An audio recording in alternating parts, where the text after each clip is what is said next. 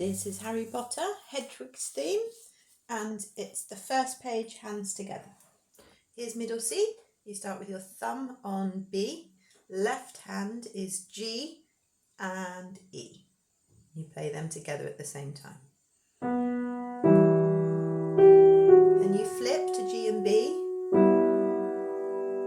Then spread them apart in the left hand to C and E.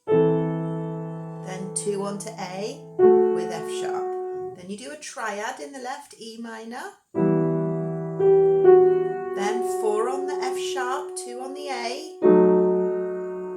Then 3 on G when you play B.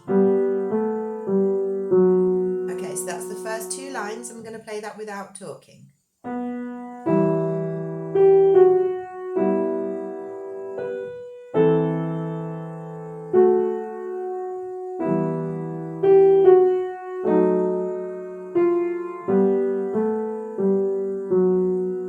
So the next bit you play an A with your B, so they're right next door neighbours. Back to 5 and 3 on G and E. Then flip the left hand, G and B, stretch the right. This time you've got a B flat and a G in the left. Then that whole left hand goes down to A flat and F.